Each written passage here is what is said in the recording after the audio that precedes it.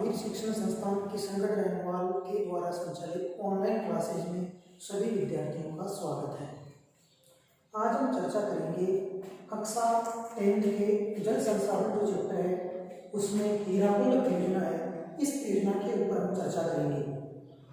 देखिए, यह जो परियोजना है वो प्रायद्वीपीय भारत की महत्वाकांक्षी योजना है, या यूं कह सकते हैं कि प्रायद्वीपीय भारत की सबसे बड़ी नदी वाली परियोजना है, जो उड़ीसा का शोक कही जाने वाली महानदी पर उड़ीसा राज्य में स्थापित की गई है।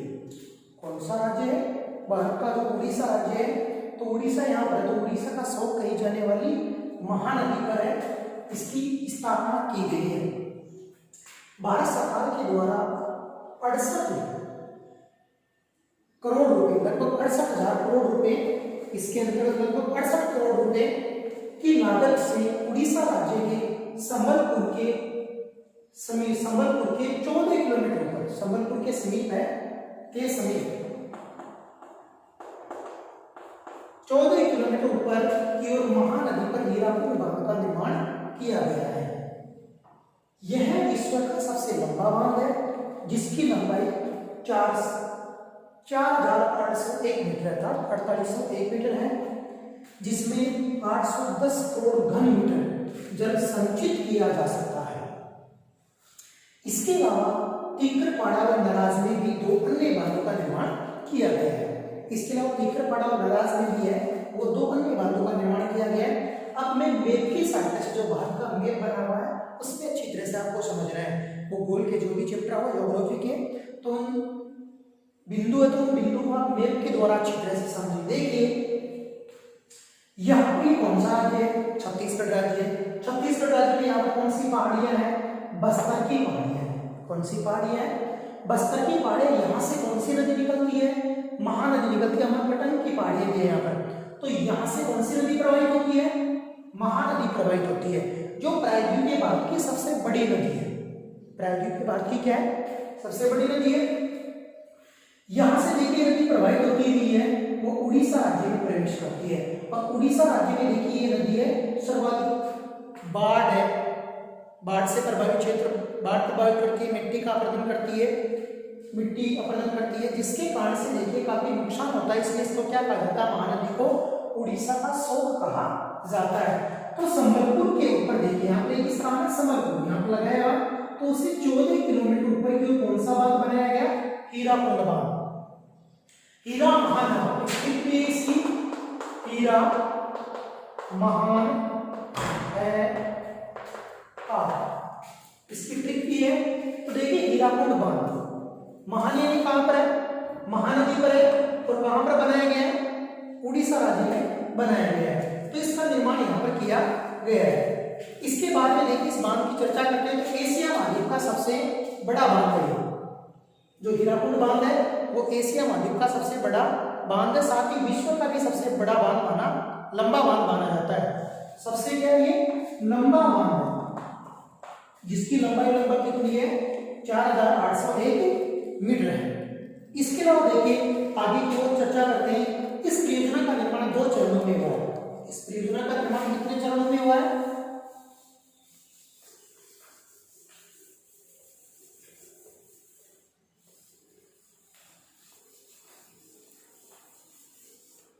इस परियोजना का निर्माण 2 चरणों में हुआ। प्रथम चरण की बात करते हैं। प्रथम चरण के अंतर्गत देखिए, इस योजना के अंतर्गत उड़ीसा के संबलपुर के समीप, उड़ीसा के संबलपुर के समीप, यहाँ पर 14 किलोमीटर की दूरी के पास है संबलपुर स्थान है उड़ीसा में। तो इसके समीप देखिए हीराकुंड बांध का निर्माण किया गया है। यहाँ पर कौन से बांध का निर्माण किया गया है? हीराकुंड बांध का निर्माण किया गया है। इसके अलावा यहाँ पर देखिए नहरें भी निकाली गई हैं, जिसके अंतर्गत देखिए इसके दाईं की ओर बोरगढ़ नहर और बाईं ओर सेसन नहर, 2 नहरें भी निकाली गई हैं। देखिए यहाँ पर 2 नहरें, एक कौन सी नहर है? बोरगढ़ नहर। दूसरी नहर कौन सी है? सेसन नहर। 2 नहरें भी निकाली गई है। प्रथम चरण के अंतर्गत देखिए उड़ीसा संबलपुर के समीप हीराकुंड बांध का निर्माण किया गया है। इसके अलावा सेशन नहर व बोरगढ़ नहर, 2 नहरें निकाली गई है। इसके बाद अगर चर्चा करते हैं तो दूसरे चरण के अंतर्गत है वो 4 विद्युत गृहों की स्थापना की गई है। दूसरे चरण की बात करते हैं, दूसरे चरण के अंतर्गत है 4 विद्युत गृहों का निर्माण किया गया है।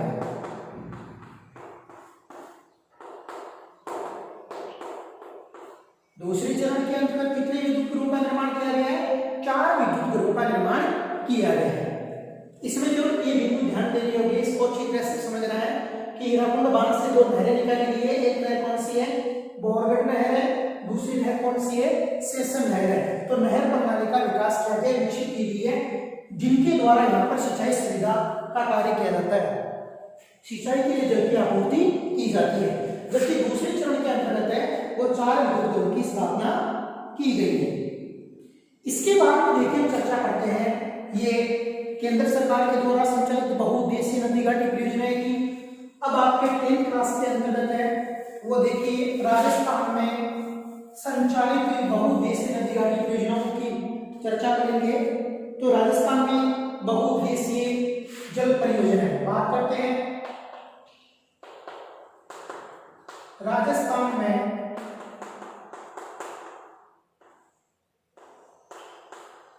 स्थित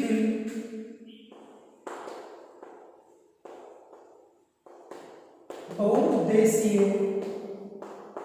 नदी घाटी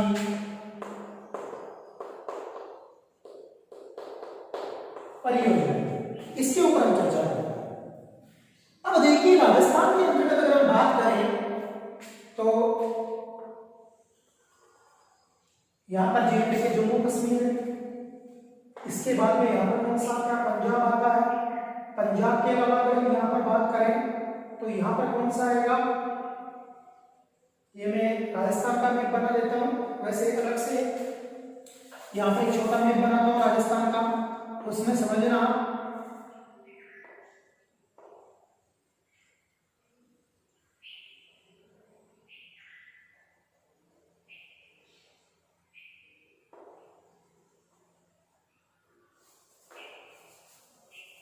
ये राजस्थान का मैप है। इस राजस्थान के मैप के अंतर्गत देखिए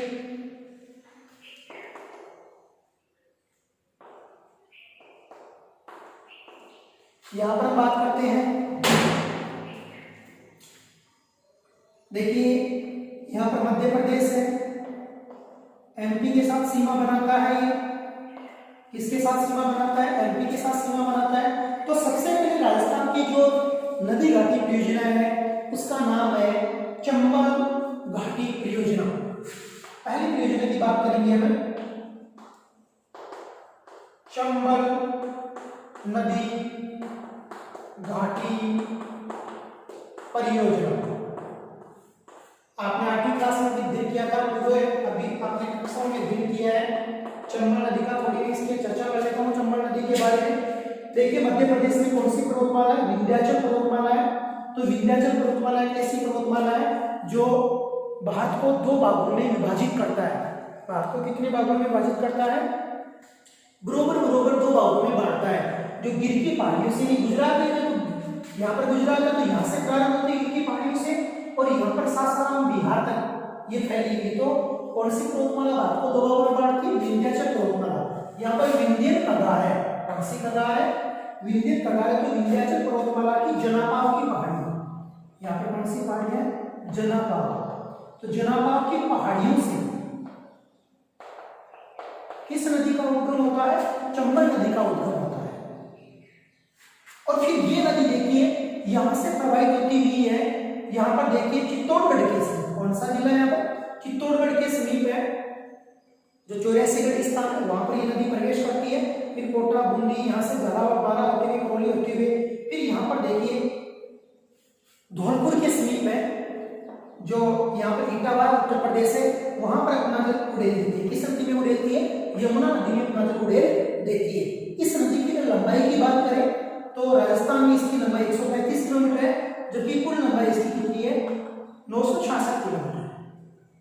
आगे भी चर्चा करते हैं इसके बारे में कि देखिए चंबल नदी को राजस्थान की कामधेनु के नाम से भी जाना जाता है, चरमनवती या चरमवती के नाम से भी इसको जानते हैं, क्योंकि ये राजस्थान की 12 नदी है, नित्यवाही नदी है, 12 महीने प्रवाहित होने वाली नदी है। तो इस नदी पर देखिए एक परियोजना का निर्माण किया गया, चंबल नदी घाटी परियोजना का निर्माण किया गया। चंबल नदी घाटी परियोजना का निर्माण है वो चंबल नदी पर किया गया। पहले बात करते हैं किस नदी पर किया गया, चंबल नदी पर किया गया। आगे बात करते हैं ये कितने राज्यों की संयुक्त परियोजना है, ये 2 राज्यों की संयुक्त परियोजना है। एक राजस्थान है, राजस्थान के पास में यहाँ पर कौन सा राज्य, मध्य प्रदेश है, एमपी है, तो 2 राज्यों की संयुक्त परियोजना है। और कौन से राज्यों की, राजस्थान एवं मध्य प्रदेश की संयुक्त परियोजना है। राजस्थान और मध्य प्रदेश की क्या है, ये संयुक्त परियोजना है। इस परियोजना का जो निर्माण कार्य है वो 1953 में प्रारंभ हुआ। इसका निर्माण कार्य कब प्रारंभ होता है, निर्माण कब प्रारंभ होता है, 1953 में प्रारंभ होता है। कब प्रारंभ होता है इसका निर्माण कार्य, 1953 में प्रारंभ होता है। देखिए जो चंबल नदी है वो नाली अपरदन के लिए प्रसिद्ध है, मिट्टी अपरदन के लिए प्रसिद्ध है, उत्खात भूमि, डांग भूमि, बीहड़ भूमि का निर्माण करती है। इसलिए इस नदी पर देखिए विभिन्न बांधों का निर्माण किया गया है, जिनके द्वारा सिंचाई सुविधा, पेयजल आपूर्ति, मत्स्य पालन, कृषि के लिए आदि के लिए जल की आपूर्ति की जाती है। चंबल नदी किसके लिए, मिट्टी अपरदन के लिए प्रसिद्ध है। जो डाकू की सदी स्त्री कहलाती है, यहाँ पर चंबल के बीहड़ है, यहाँ से लगभग कोटा से लेकर कहां तक है, यहाँ से धौलपुर से लेकर कोटा तक है। चंबल के बीहड़, धौलपुर है, सोनभद्र है, कोटा है, इनके बीच में। अब हम बात करते हैं कि अनेक प्रकार के जैसे भूमि अपरदन है, बाढ़ है, संबंधित आपदाओं से होने वाले जो नुकसान है उसको रोकने के लिए देखिए इसका जो निर्माण कार्य है वो 3 चरणों में प्रारंभ होता है। कितने चरणों में प्रारंभ होता है, 3 चरणों में प्रारंभ होता है। किस परियोजना का, चंबल नदी घाटी परियोजना। अब बात करते हैं प्रथम चरण की बात करते हैं, प्रथम चरण की बात करते हैं। पहला चरण प्रथम चरण है।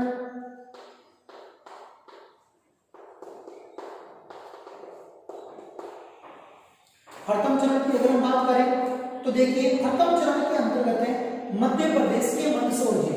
कौन सा जिला है, मध्य प्रदेश, मध्य प्रदेश के मंदसौर जिले। मध्य प्रदेश का कौन सा जिला है, मंदसौर जिला है। मंदसौर जिले में गांधी सागर बांध का निर्माण किया। इस नदी का उद्गम कहां से होता है, विंध्याचल पर्वतमाला की जनापाव की पहाड़ी, स्थानीय पहाड़ी जनापाव की पहाड़ी, वहां से इस नदी का उद्गम होता है। यहाँ पर कौन सा स्थान है, कौन सा जिला है मध्य प्रदेश का, मंदसौर जिला है, मंदसौर जिला है। यहां से मंदसौर जिले में किस बांध का निर्माण किया गया, यहाँ पर गांधी सागर बांध का निर्माण, गांधी सागर बांध का निर्माण किया गया। यानी मध्य प्रदेश के मंदसौर जिले में कौन से बांध का निर्माण किया गया प्रथम चरण के अंतर्गत, गांधी सागर बांध का निर्माण किया गया। क्लियर, तथा नहर प्रणाली का भी निर्माण किया गया, तथा सिंचाई सुविधा के लिए किसका निर्माण किया गया, नहर प्रणाली का भी विकास किया गया, किया गया। क्लियर। इसके बाद में बात करते हैं द्वितीय चरण। फिर दूसरा चरण आता है मंदसौर जिले तक नदी आ गई, बहती बहती नदी आ गई। आगे हम देखते हैं, नदी आगे और पहुंचाते हैं नदी को। नदी चल रही है, नदी नहीं चल रही है, जल बह रहा है। नदी का क्या बह रहा है? जल बह रहा है। तो मंदसौर जिले से आगे पहुंचाते हैं नदी, फिर आगे प्रवाहित होती है। प्रवाहित होती हुई कहां पर प्रवेश करती है? राजस्थान में नदी प्रवेश करती है। और दूसरे चरण के अंतर्गत, दूसरा चरण है, दूसरे चरण के अंतर्गत देखिए राजस्थान के चित्तौड़गढ़, राजस्थान का कौन सा जिला है? गढ़ तो चित्तौड़गढ़, बाकी सब गढ़िया, ठीक है ना। तो चित्तौड़गढ़ जिला, यहाँ पर राजस्थान का चित्तौड़गढ़ जिला है। चित्तौड़गढ़ का एक स्थान है, इसका नाम क्या है? राउतबाटा।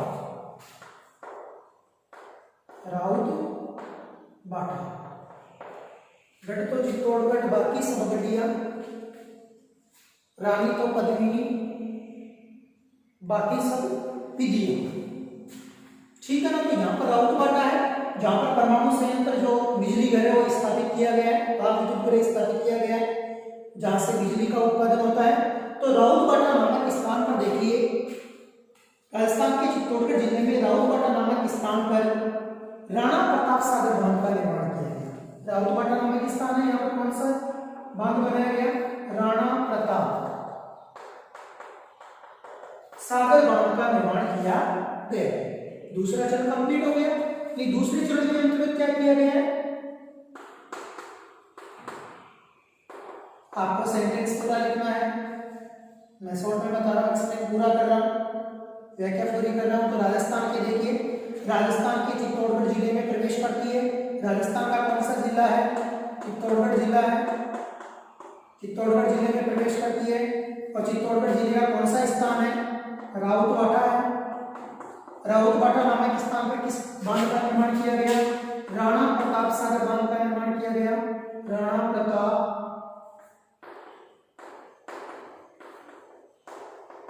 सागर बांध का निर्माण किया गया। दूसरा चरण क्या हो गया? यहाँ तक कंप्लीट हो गया, ठीक है ना। इसके बाद में बात करते हैं तीसरे चरण की बात करते हैं। कौन से चरण की बात करते हैं? तीसरे चरण की बात करते हैं। तीसरे चरण के अंतर्गत देखिए क्या किया गया है।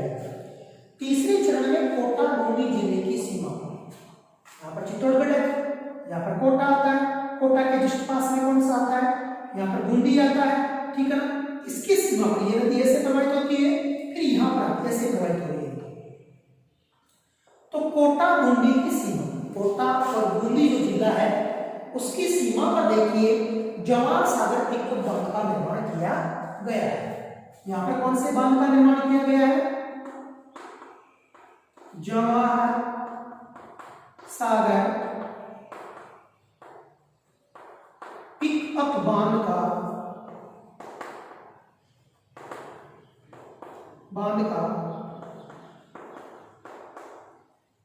निर्माण किया गया।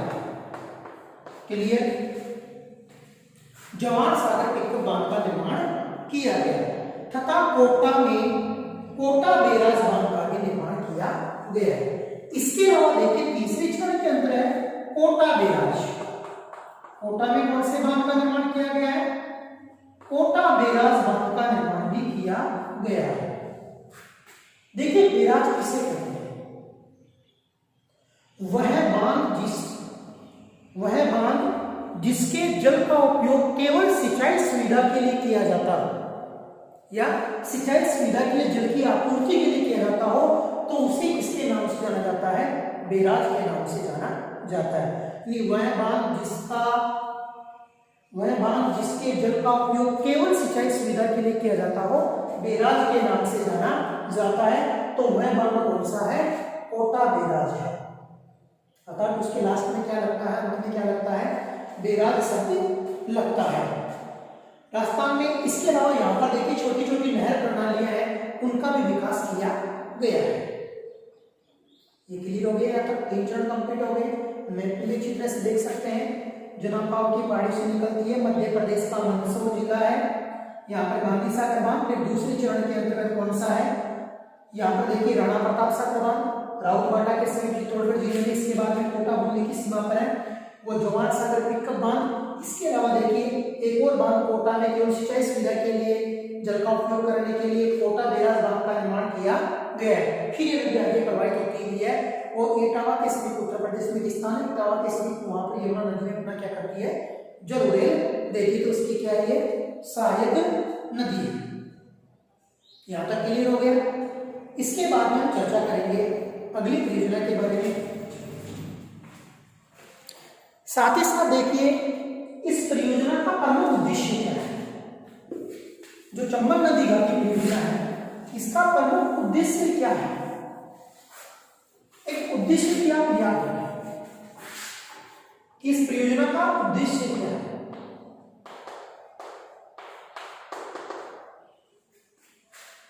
इस परियोजना का जो प्रमुख उद्देश्य है वो देखिए, इस नदी के प्रवाह मार्ग में जहां से नदी प्रवाहित होती है, जनाबा की पहाड़ी से निकलती कैसे प्रवाहित होती है, तो बहुत ज्यादा मिट्टी पकड़ करती है, उत्खात भूमि का निर्माण करती है,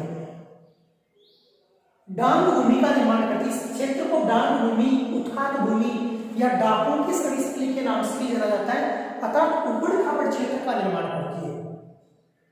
इसलिए देखिए इस समस्या से निपटारा पाने के लिए यहाँ पर छोटे छोटे बांधों का निर्माण किया गया है। केवल 4 बांधों का इसमें क्या किया गया है, निर्माण किया गया है। ये इसका क्या है, प्रमुख उद्देश्य।